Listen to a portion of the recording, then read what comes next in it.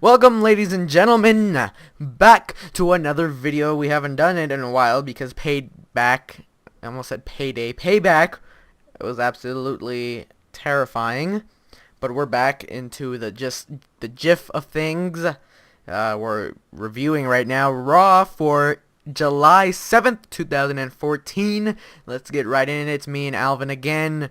When we start off Raw, we get a playback from, what was it, Stephanie and Triple H and John Cena and all that. We get all that from last week.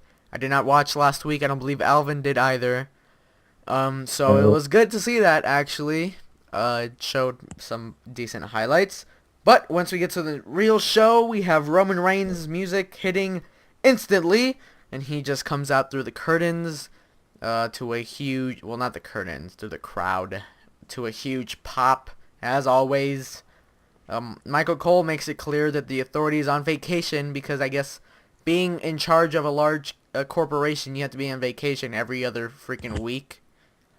So Reigns gets some mic time. He's talking about how Triple H put him in the Fatal 4-Way for the WWE World Heavyweight Championship at Battleground. He's saying he knows why Triple H did it, and it's because that's best for business, and he knows that he can, quote-unquote, neutralize John Cena. And the fans start to chant, Cena sucks, and Roman says, quote, when Roman Reigns is in the house, Cena does suck, or something like that. I don't really recall too good. But he says that, basically just building up hype for Battleground and saying that he will win, like any other guy would say. And then Kane comes out. Oh god. And shit got real. Shit did get real. Shit darn sure got real. Kane got out and Reigns was like, "Oh, are you in charge tonight since the authority is gone?" And then he called Kane the authority's lapdog, and then went on to call Kane Randy Orton's bitch. Which nowadays is a really overplayed word in the wrestling world, or well, in WWE. They've been saying that a lot. So when he says that, Kane goes down to ringside, and they just start a fight. They brawl, and then they kill each other a little bit. The refs come out. Kane kills a ref or two. And then officials come out and break it up for a moment. They break it up, getting Kane out of there, getting Roman isolated in the ring. And then Roman Reigns kills Jamie Noble and Fit Finlay. He pushes Jamie Noble out of his way and then hits Finlay with a huge spear that knocked the Irish out of him, as Noelle Foley said on Twitter. And then I believe that was all for that segment. I think they went to commercial break. But that was it, I believe. Oh, and then Roman hit Kane with a Superman punch. So that was something. God, poor Foley and poor Jamie Noble. Like, poor Jamie Noble. Doesn't matter. God, that was a cool segment actually for Roman Reigns. I feel like Roman Reigns is like he's getting over a lot with the crowd, and I didn't think like when I first heard Roman Reigns was gonna be picked as a top guy, I didn't really think it was like, I didn't think it was gonna actually work, but they're doing a good job with Roman Reigns. I always like Roman Reigns the least of the Shield, but I still like Roman Reigns. I think he's pretty good, in general, and I think he is over, and I think he's over with me just a little bit for now. But next, after that segment, we have Luke Harper and Eric Rowan versus the Usos in a non-title match, and it was a good match. It was like their other matches before, but it was a really good match. But before I talk about the match, the White family actually came out with their own theme song, and I was actually really thinking like I actually like their new theme song as a tag team in general. I think I kind of think it's better than I think it's better for them to come out as with their own theme song instead of Bray Wyatt's theme song, which I think that was cool that they came out with their own theme song. But something happened at the end of the match. Apparently, the wrong Uso got pinned because that Uso was not the legal man. Um, I think that was, I think that was so weird. I feel like that was so weird. I don't know if that was a botch or not, but I feel like it could be a botch because I cannot tell them apart at all. Like they both had the exact same tattoos, or similar looking tattoos, and they look exactly the same, even though they have the face paint on the opposite side. I can still not tell them apart. Either way when they come out, but apparently the wrong Uso got pinned, and we're I looking at the number one contenders. I'm sorry, I cut you off. Go ahead. I, on the other hand, don't think it's a botch, and I think it's pretty much the smartest idea they could do for this storyline. Obviously, there's got to be some way that the referees or even the wrestlers have a way of telling both twins apart. Uh, Maybe for us fans, it's less noticeable, but for someone who's working with them and looking at them pretty closely, pretty sure they could tell them apart. But I don't think it's a botch. I think it was planned That's in. true. It's pretty smart because That was smart. I got it. when you look at it, the Wyatt family on paper got a win over the Usos. But the Usos know it wasn't a legitimate win, which would make them a little anxious for another match against them. And I think it's a smart thing on WWE's part to do that. All right. It was a smart thing actually.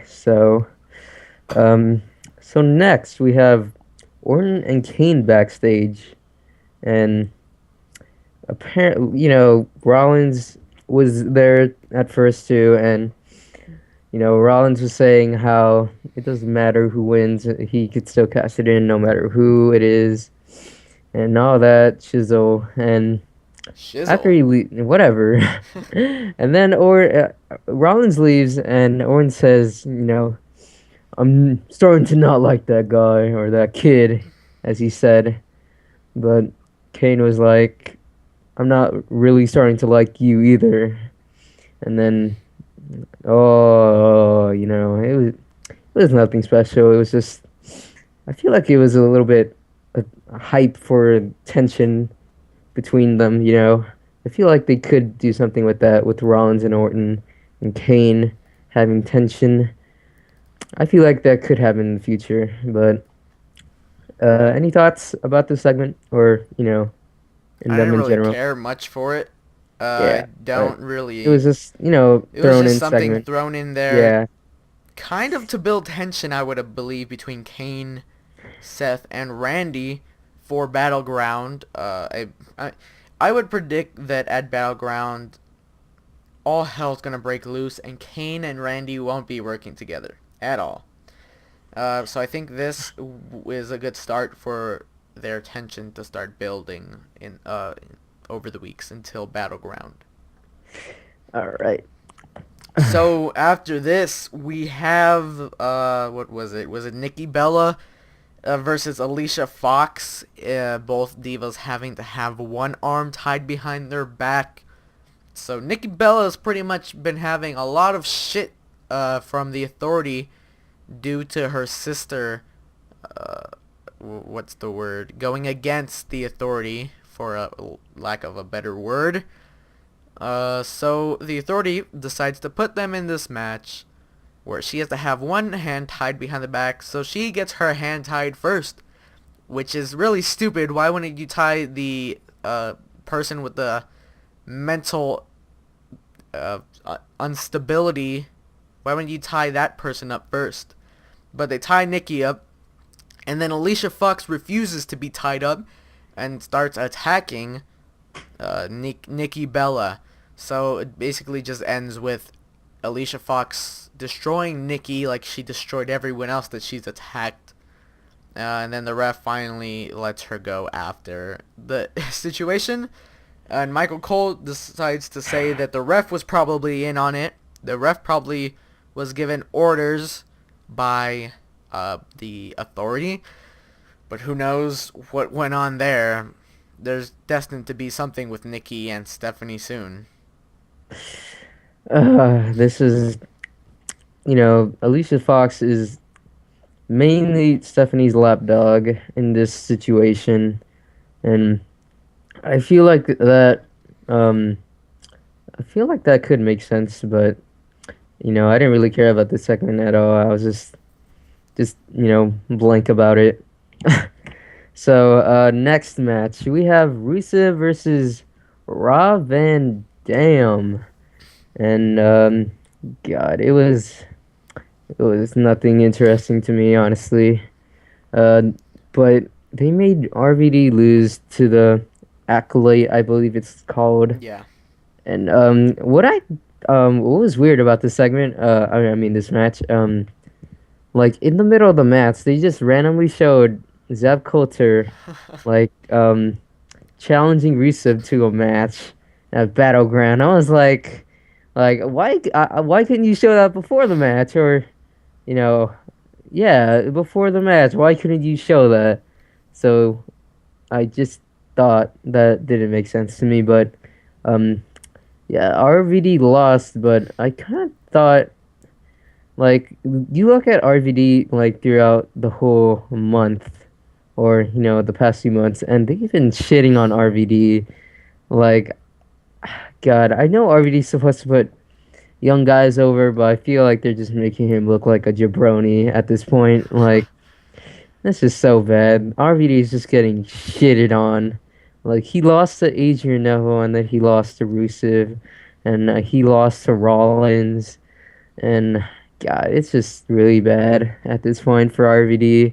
I know they're not gonna do anything with him. He's just that guy who's thrown in there to put like people over, but RVD is just a complete jabroni at this point.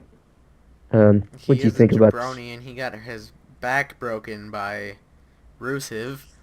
I actually expected this match to have Rusev face a Canadian, but I Canadian? guess they just chose RVD. Which, during the match, I believe there were Olay chants. I'm not sure if there was during this match. Maybe Oh, another match. I think that was another match, Oh, that was but another match. Okay, I well, well, I think it was this match, but that was really cool. God, Sami Zayn, Sami Zayn. Sami Zayn needs to be brought up to the main roster. I'm not even gonna talk about Sami Zayn, but All right, well, okay. next up we have what was it? Was it Orton Dean and Ambrose. Dean? This is Randy Randy. Orton and Dean Ambrose, a pretty decent match. I actually liked it. Dean, the lunatic guy, he is facing another lunatic, if you look at it that way. They both probably hear voices in their heads, and they're both really scary if they do. It was pretty much, I would have said most of the match was in Randy's favor because he was working on Dean's storyline injured shoulder. And eventually Dean got outside the ring and started throwing chairs in. I thought that was super cool, by the way. That was I super thought crazy. that was crazy, and I thought that really sold, Ambrose's gimmick. Yeah. And I love Ambrose, like everything about him, just his gimmick in general. He sells it so well, and especially that chair part when he threw all those chairs in. Like he literally threw like 6 chairs in. I thought Yeah. that was super He threw cool. the chairs in and then he got ECW chants, which Yeah, was amazing. I I thought he guess. was. I thought what would be cool if he went full ECW and just freaking like got a Oh, chair and like started hitting himself with it, and then I thought that would be. I know that's a little bit intense, but that darn I sure isn't PG. that isn't PG. But I think that would be super cool That would have, if they. but I don't think that would PG. I mean, I don't think they would let him do that, but I think that would be super cool if they let Ambrose do that, because if they did it with Ambrose, because I mean, if they did it with Ambrose, I think it would make sense because they keep calling him Ambrose, the lunatic. So I think that would makes sense, and Yeah. I think I, I maybe in the future because they're really selling Ambrose's gimmick, and I love Ambrose. Just like his style in the ring and everything about it, all those punches that he throws, I think they're super cool, and that wicked clothesline that he does really sells it, especially his like the way he presents himself in the ring. It's really unorthodox at this point. Like if you watch Ambrose, and I watch Ambrose, like I watch a lot of his matches, and he's great. He's He is. freaking He's great. a really good performer. And I doing the whole chair thing added to his gimmick. But if Orton hit him with a hangman yeah, Danny T on the barricade outside the ring. Orton thought he was gonna get the count out win, but Dean got in on what, like the 9 count. And then yeah. Orton went for an RKO but missed it, and then eventually hit the RKO and won the match. Of course, of course he wins. I gotta say, the RKO that was hit, the way it was set up, Ambrose like he went for that, I don't even know what you call that. He was leaning like on the second rope, like where it looked like he was gonna go for a clothesline, but Orton hit an RKO. So I thought that was a cool spot with that ending. But yeah, that Ambrose, like I really started to notice the whole Shield when they turned face and started using all these cool moves and started getting their gimmicks in. I'm glad that Ambrose, Rollins, and Reigns have their own individual personalities and their own persona and their gimmicks. I think the whole like show is starting to become like the main focus is on the Shield. Like I feel like everyone is starting to tune in on the Shield now, which I think is great. I think Ambrose is over. I think Seth is over as a heel, and I think Roman Reigns is over as a face. So that's all I have to say. Okay, so next we have Renee Young with John Cena backstage, and God, it was the typical Cena promo, with he's talking about how he's a champion and how he's talking about how in his fatal 4-way match he doesn't have to be pinned to lose the championship, but this is what it's all about, and he basically says the same thing that he usually says as a champion, but Roman Reigns comes in and he says. Okay, is it me or Roman Reigns is like super awkward, like in segments and promos. Oh, he He's is like, really awkward. like he says like one thing and then it's like super awkward, especially what happens in the end of the show. But God, Roman Reigns is super awkward, You man. know what they He, say? God, Basketballs don't hold grudges. basketball's not God,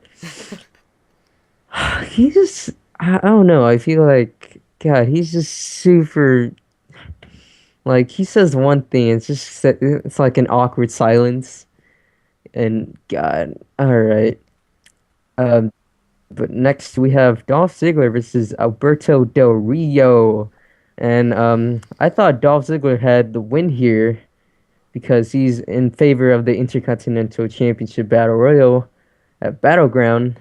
But then they announced in the middle of the match, or I didn't think I heard them before, but they announced that whoever won this match would go on to face Sheamus at main event. And I was talking to Gio, and I said, you know what? They announced that, and I was like, Alberto's gonna win. Like, there's no way they're gonna have Dolph versus Sheamus on main event. Like, come on, and fun, and especially added to the fact that Fandango was at ringside, and Fandango a commentary. He was at commentary, by the way, and I cannot even hear what he's saying. Like, I was talking to Gio while this segment was happening, or this match was happening, and like I was telling Gio like I cannot hear what Fandango is saying.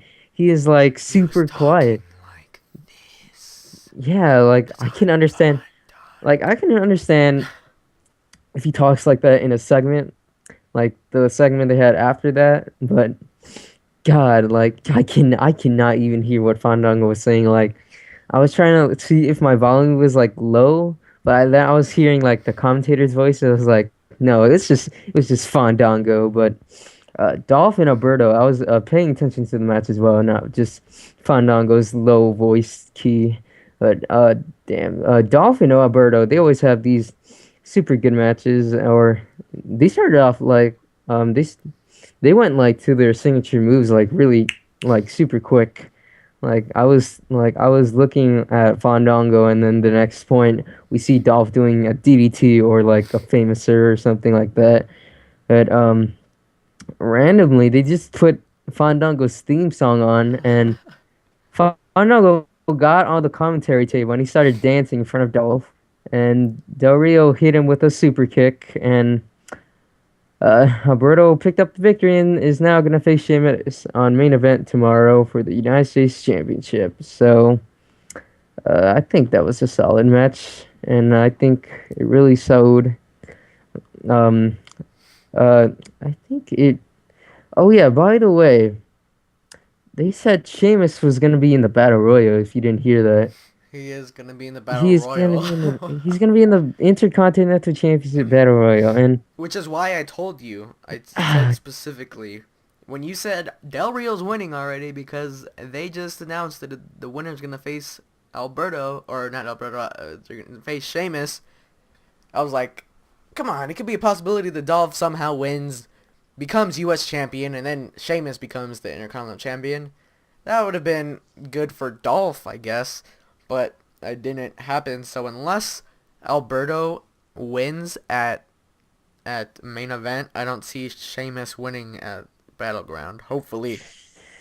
nah, Sheamus is gonna super Sheamus and just bro kick him out of here, out of nowhere, fella, and then all right. Oh God, So, and then oh god, this segment now. Whew. all right. It, Backstage, we find the mysterious Stardust. well, uh, you skipped. I don't know if you saw it, but it was Fandango going back to the or was that later on? I think it was after the match, wasn't it? Fandango I was don't walking think through so. the. I'm No, pretty. I think that was after Stardust. That was definitely after Stardust. Oh yeah, So we so we go into Stardust backstage, awkwardly talking about whatever the hell Stardust does. He's talking to a wig, which I thought it was gonna be maybe his wig, which I was scared about. Uh, so he's talking about whatever the hell Stardust talks about, and then Goldust comes in, and he distracts Stardust by saying it's written in the stars. So Stardust, of course, looks away from the wig, and then Goldust takes away the wig, and then Goldust goes off camera, puts the wig on, comes back on camera, and then they have this weird exchange of like, they're never gonna forget the name. So like Goldust doing his breathing stuff, and then Stardust just like pukes out this weird nonsense, and I'm just like, what? He like sounded like a snake. He's like, oh god, it was it was darn sure horrible. Which so Goldust has his wig back.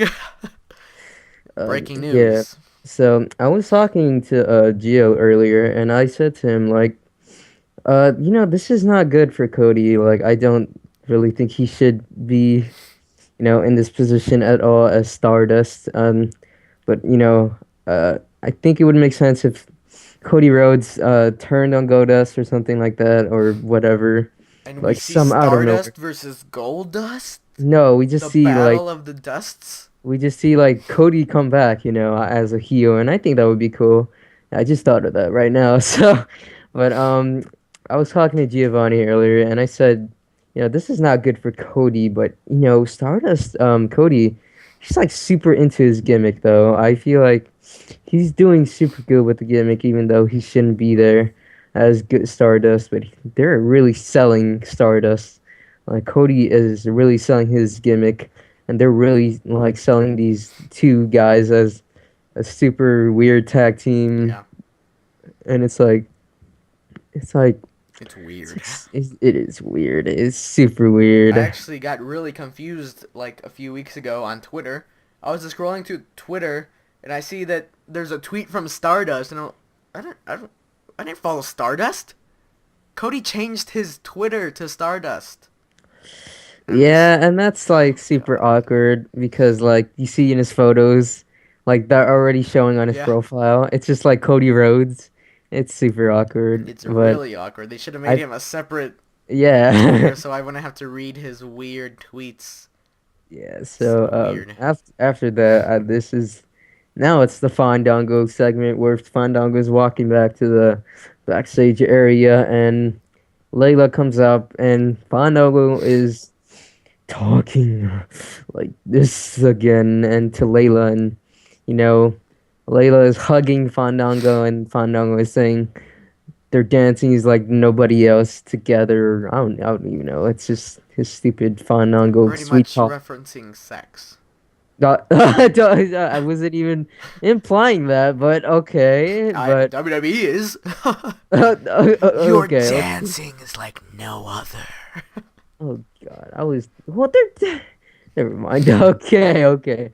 So Layla was there, hugging Fandango, and they turned the camera where Fandango was looking, and Summer Rae was there, just like in the freaking alley, and like Summer Rae was just like giving Fandango like the googly eyes in that dress, and she just walked away like all smexy and all that, and Fandango was smiling like I'm going after her after the show. Oh god. So They're gonna go dance later tonight. If you know what I yes, mean. quote unquote dance.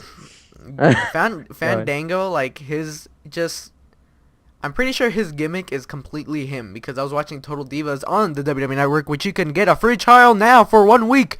Sponsor us, WWE Network. Not really. So I was watching Total Divas like a few days ago, and he was like, it was the episode where Eva Marie thinks she could be his dancer. So they go on a date prior, and he's like super flirty, like really flirty. And even backstage, they were showing him like backstage talking to JoJo and Eva Marie, and he was like calling them like love, like how are you, love? That's weird. That's That really is weird. weird. But Oh that God. was just a random thing I needed to say. So we finally get to the moment that all the Canadians were waiting for.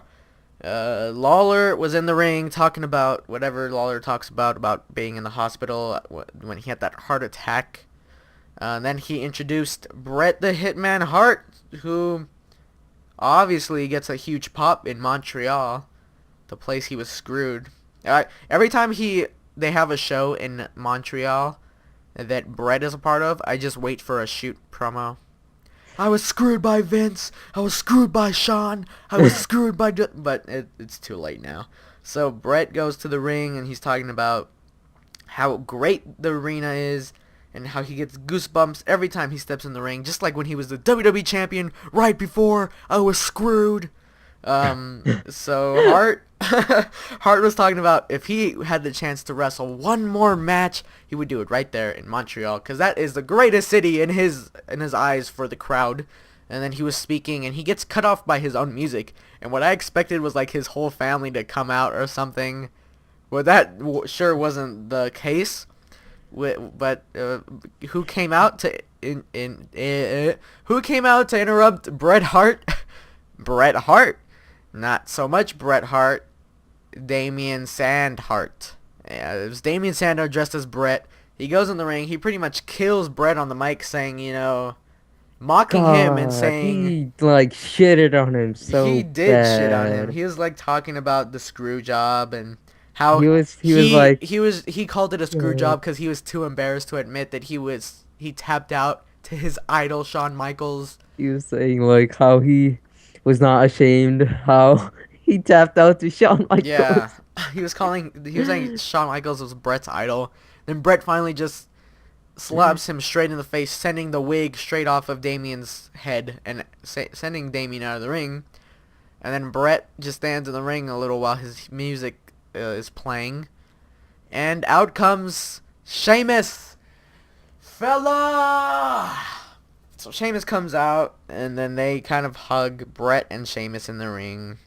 So we have, after commercial break, I believe, Sheamus versus Damian Sandhart in God, possibly the worst match I've ever seen. it was so weird. I looked away for like a second. Like I was like, I didn't have my headphones on, and I was on like the internet browser, and I went back to the, I went back to the stream, and Sheamus already won. I was like, what the heck? I was like, God, and I put my headphones back on, and they literally said Sheamus has won with a bro kick, and I was like, of course, How the else bro would kick Sheamus fella. win? I know, like, God, I like Sheamus how is just JBL sold it though. He was like, "They screwed Brett. Brett screwed Brett." It was great. That was a really short match and just god awful. All right, so next we have what's coming up next: Chris Jericho versus The Miz. But before that, we have Renee Young backstage with The Miz in a backstage interview where I think The Miz should go back to. I think he should. He's still wearing his trench coat, which I thought was kind of weird. The only thing that was Hollywood related was the fucking douchebag sunglasses thing, Don't the you have a pair of aviators. those sunglasses? Well, duh, because You I'm a wear those douchebag. sunglasses. You are a douchebag. I am a douchebag, so that's And why I I wear want them. those. I want those glasses, but I can't because I have normal glasses.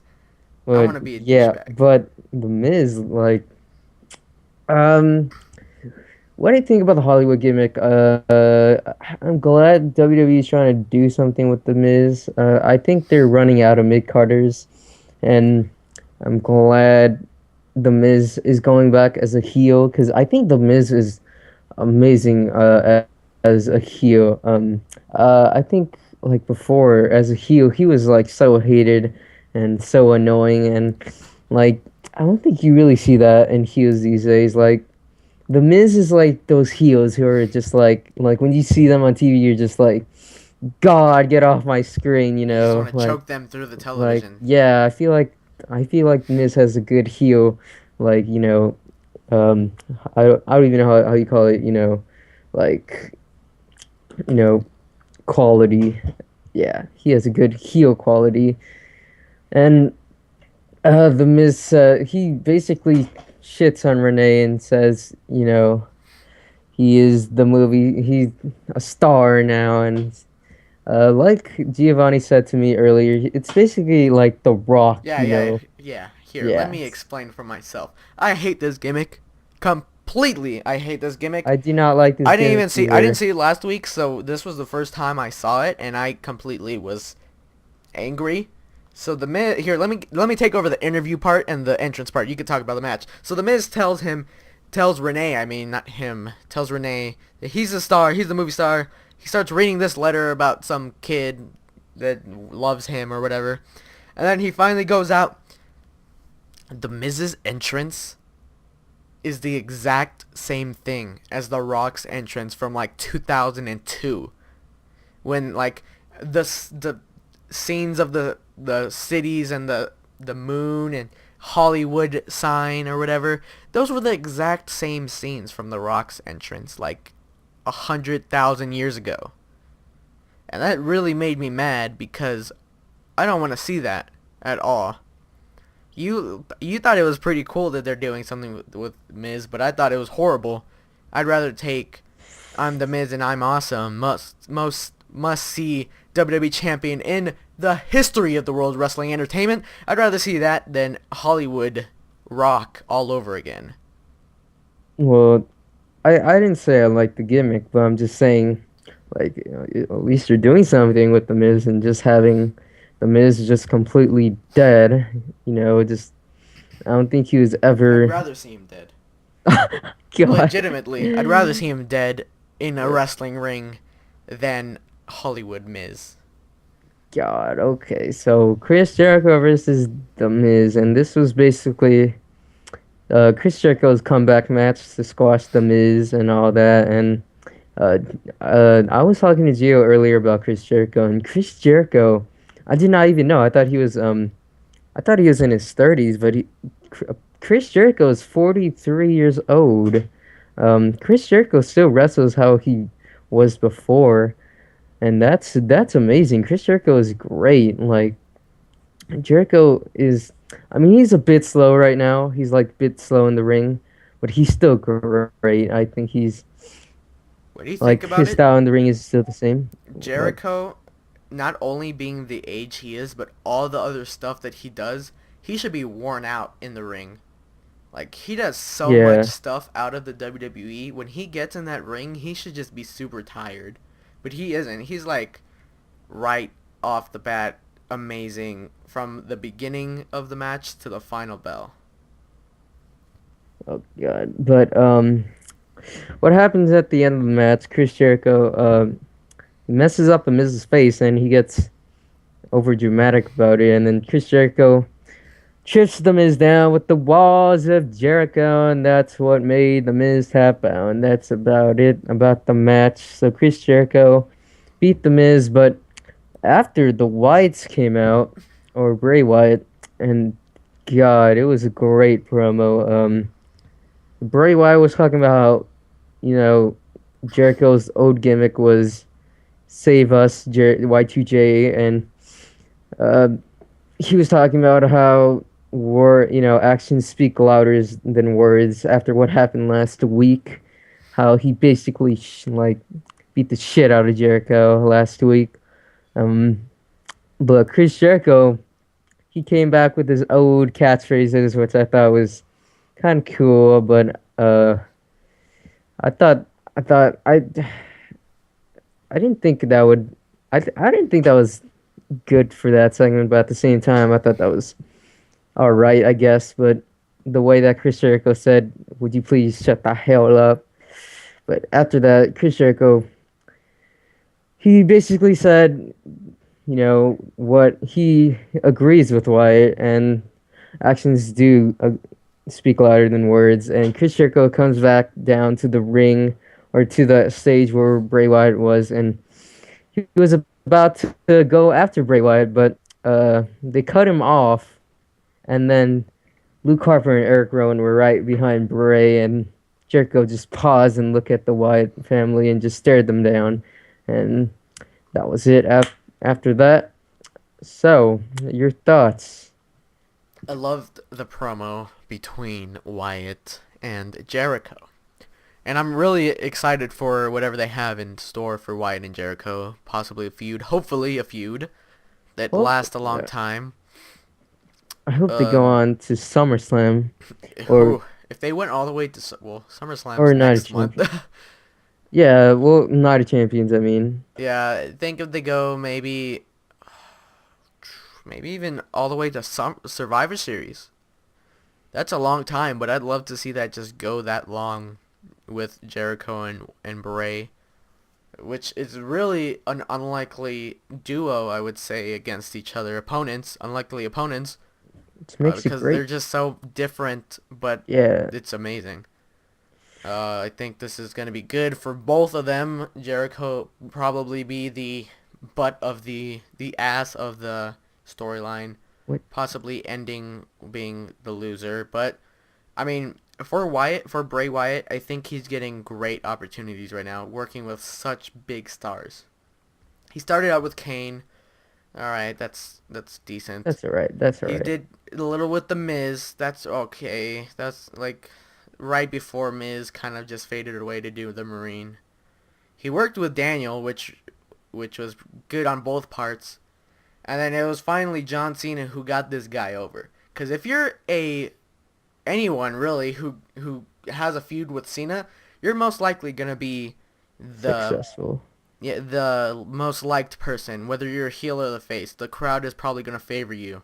And that is what got Bray really over. So now to see him go with someone like Jericho is going to be really cool because the fans don't hate Jericho, but they love Bray. So it'll be interesting what they do. I'm really excited Ray for is this. amazing. Like God, I think it's what like his promos are. I think he's the best guy on the mic right now, to be honest. And he's amazing in the ring when there's pay-per-view matches And I think his last pay-per-view match was great with Cena, I believe. Was it? I Yeah, forgot. no, What the was last pay-per-view match was the Money in the Bank. Money in the Bank? But his last singles match was, I Yeah, was with meant to Cena. say, with Cena. That was amazing. And God, when they have like matches like that, and Chris Jericho's, he's obviously a better wrestler than John Cena. No respect or disrespect intended. Chris Jericho is a great wrestler, and he's great for someone like Bray, especially what you said back there. How they're both different, like completely opposite people, and and and but the only thing I like about them in gimmick wise, they're both trying to save, something, which I think that's super cool.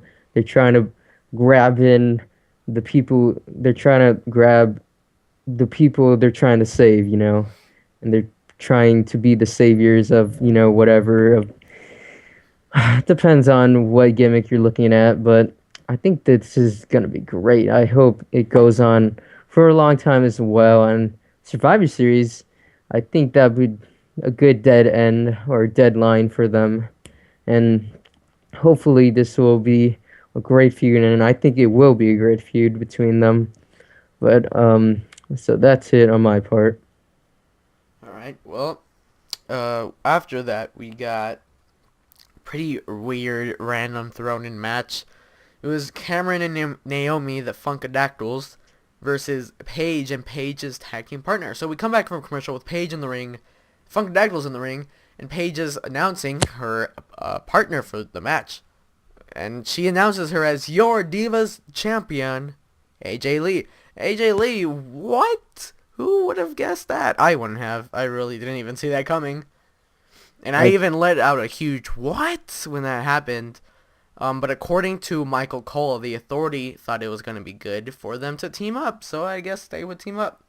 So the two teamed up to go against the Funkadactyls, which had mostly, it was for the Funkadactyls in this one. It wasn't really too much to build anything for AJ or Paige. So when Naomi was in the ring, Cameron would basically be outside brushing her, or not brushing, painting her nails or whatever she was doing. And I really didn't I didn't pay much attention to this match, but it ended up with Paige pinning, was it Cameron with the after the Page Turner? I think it was Cameron. Yeah, no, yeah, it was after Cameron was finally tagged in. Paige finally hit a Paige Turner, which I haven't seen since Since she the won the night after championship. WrestleMania. Yeah, so thought that was good So that she yeah, and brought then that back. Naomi and Cameron after the loss they were very angry. They started to cat Cat fight for each fight. other. Cat fight. Oh, we've never seen this before. And then they were basically rolling around, and the referee broke Was them so up. bad. I literally just stopped watching after they just started. Like got it on the ground. I just went to like another window tab and I was done with that segment Yeah, because and another thing is, do you know what World Star is? no. World Star is this basically news website, kind of in a way. And there's Uh, video uploads too. A lot of times there's a lot of video uploads of fights, people fighting. Generally people who are black and women, maybe oh a God. little more of. It's Oh pretty God. ghetto. It's a pretty ghetto website.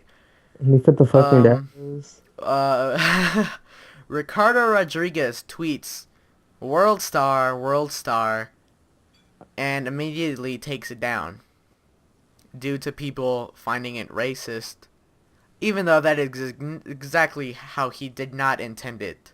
He didn't intend it to be that at all, but of course WWE fans are absolutely horrible people and think everything is negative. So Ricardo Pretty pretty much much. got screwed tonight as well, I'm sure. That's just a random For thing I wanted real. to throw out there. God. But I think it would have made more sense if, you know, AJ Lee and Paige were turned on each other. Oh, no homo, but Ew. Why do you but think that all the time? I didn't even think it like that, you freak. but like I think they would if they turned on each other. like as tag team partners because they're basically feuding for the championship right now. But I don't even know what's going on with Paige. I thought this was a perfect time for Paige to just turn on AJ or AJ to turn on Paige, and then they basically fight in the end. I think that would have made more sense than the Funkadactyls. They could have done that on like freaking Main event. whatever main event on Ion Television It's or not on whatever. Iron Television anymore, sir. It's Well, I exclusively on the WWE Network, which you can get a 1 week free trial right now. No credit card, no strings attached. Just put in your email and you can sign or up. you can watch it on the WWE app on your Kindle You Fire actually or your can't. iPad. Oh god, you can't unless you have the network. Um, but yeah, I mean, I don't really. Ew, I sounded really white when I said that. But yeah, Funkadactyls. Who really cares? Except for I guess Funkadactyl fans. But I think this is really good with AJ and Paige. I'd like them to be like those best friends who still want to face each other all the time, and they end up feuding, but as friends in a way. I think that'd be pretty what's the word? Pretty Yeah, exciting, I guess. Or pretty different. I feel like what they're trying to do is like they're like Paige is hiding her anger and just trying to stay happy on AJ's good side, and out of nowhere they just Paige just attacks her out of nowhere. I think that's what they're going for, what they're gonna do. But um, what do we have next? Cesaro versus Kofi Kingston. Coffee Kingston. Kofi Kingston, and God, it was. I gotta say about this match in the beginning. I thought that was there's like a super cool sequence, and there was like a whole bunch of reversals. I cannot even explain. I feel like you should just go look back on that because I thought that was super cool. Where they're just like flipping around each other, and Cesaro using his strength and Kofi Kingston using his technique, and it was super cool. I thought that was super good, but. I actually thought Cesaro had this one down, like, but when Kofi Kingston was in the corner, Kofi Kingston did a sunset flip on Cesaro, and I was literally like leaning on my hand. I was like, Cesaro's just gonna kick out, but Cesaro won out. I was like, what the heck? I was like, Cesaro lost again to Kofi Kingston, and was that really bad for Cesaro again? Cesaro lost I think in Cesaro was in favor for the like I don't even know. That was a really short match, he but lost in I a thought, minute and 45 seconds. oh God, that's so bad. And I think he's in favor for the Intercontinental Championship, unless it's. I'm rather voting for Cesaro or Dolph at this point, but But they're we all know making WWE's not gonna give us what we want. well, yeah, they're making Cesaro and Dolph look like jabronis, like in this, like in the past 2 weeks, by the way. But, Cesaro beats the living shit out of Kofi, but then Biggie comes out and he attacks Cesaro for absolutely no reason What at does Big all. E have against Europeans? Exactly, First it yeah, was a that's Russian, and now what the it's a heck. Now Swiss. Well, not you're Russian, a Bulgarian, whatever. and now it's a Swiss man. Oh, yeah, like what is Biggie like? Are they actually gonna give us Biggie versus freaking Cesaro? If they do give us Cesaro versus Biggie, hopefully Cesaro actually wins this time instead of just coming out as a jabroni and just freaking losing all the time. But next we have Cena and Rollins in a segment. Um, the Rollins basically says, you know, even though they have a match tonight, they need, how come they can't have a civilized conversation? But Cena just basically shits on Rollins and da da da da da. And Cena says he doesn't matter. Cena's gonna overfight the odds and da da da da da da da da. And I didn't really care about the segment at all. I thought that was super boring. I think Rollins is really boring to me as a heel, but I think he's a great wrestler. I just think I just don't think he should be with the authority at this point. And I'm still not Not over, by the way. I still think Rollins should have not turned. I'm still not over it. You're Shield one for of life. those. You're one of those Yes, I'm one of people. those. Shield for life. I'm a Shield fangirl. You're gonna be like one of those people in 20 years. They still shouldn't have broken up. When they did, Seth Rollins shouldn't have turned on them. Okay, well, Go. you can think that. I'll think that Seth Rollins is great alone. He's I think great with sir, the authority. Ron, It's not great when he goes into John Cena's locker room because that's pretty awkward because he's a heel, that is Cena's a face. Why?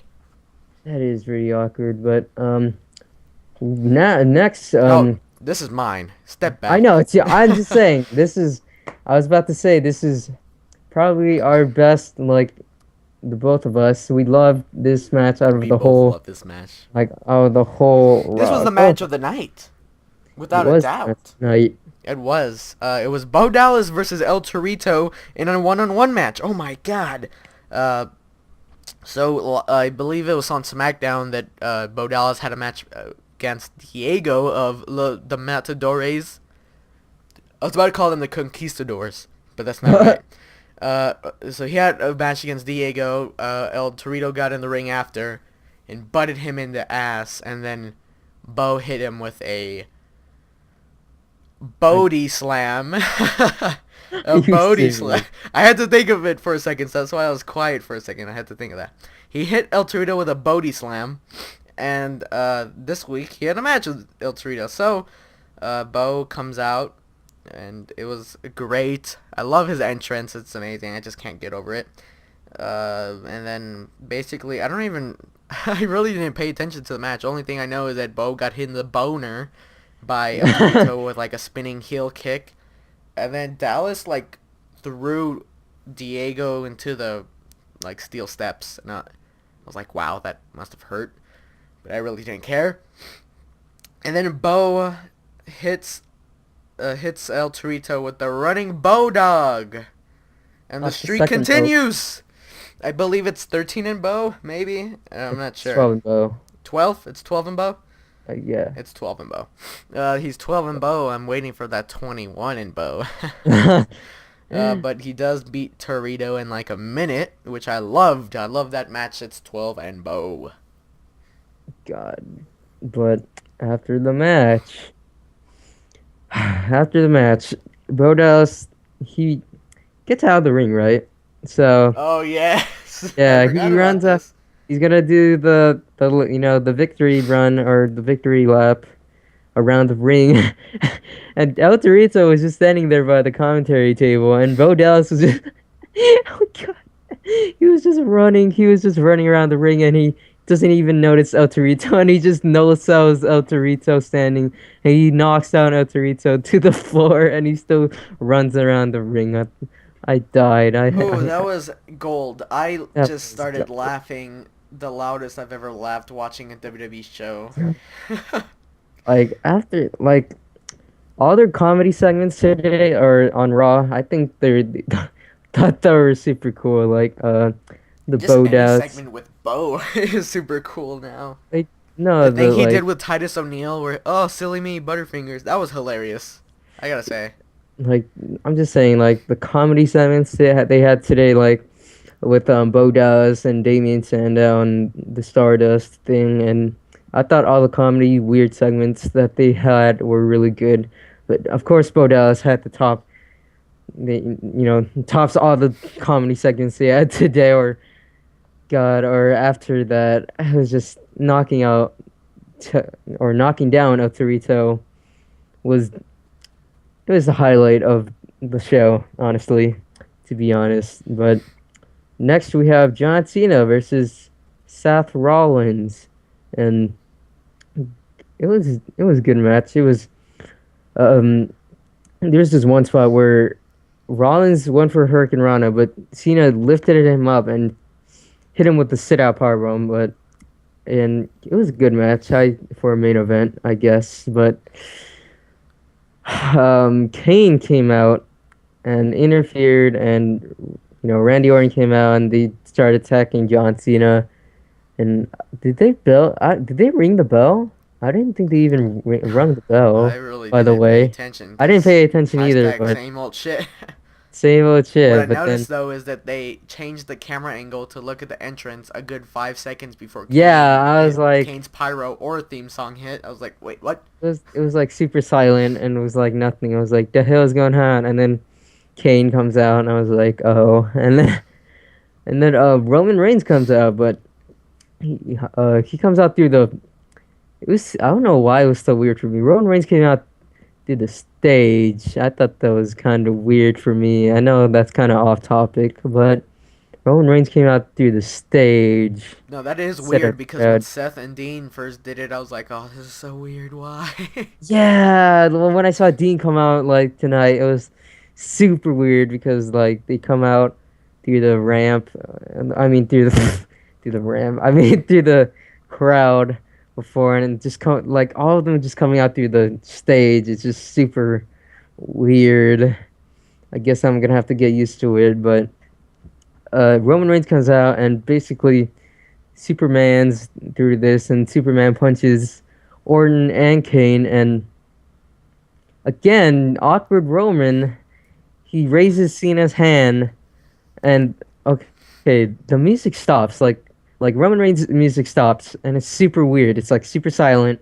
The crowd was dead, like dead on, and Roman Reigns raises John Cena's hand, and then like no music plays at all, and Cena raises Roman Reigns' hand, and it's just super awkward.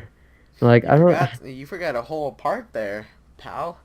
Did I? Seth Rollins tried to cash in Oh for the second yeah, week in a row. but Ambrose came in, and of course, I was just waiting for Ambrose. By the way, Yeah, me too. I like, knew you he know, wasn't gonna I was cash in. like, especially since the ref was stalling and Ambrose just came out of nowhere. But Roman Reigns is so awkward, man. It's just so awkward. Like I that was like two Supermans in the ring, and it was a weird ending with no music. By the way, they just ended the show with no music. Yeah. Just I thought that was super awkward. Roman raising Cena's hand. Cena looking like, who the hell are you? And then Roman looking like, good job, pal. And the crowd just booing. Like most of the segments, the ending segments, like they rather have the crowd cheering super loud because someone came out or something like that. But or like there's like a big breakout fight or whatever, but there's usually a theme song or a fight or whatever, but this was just super bad. It was super awkward too, and I didn't really like it. But that's about it for It me. was. It was. I think that's about it for this night.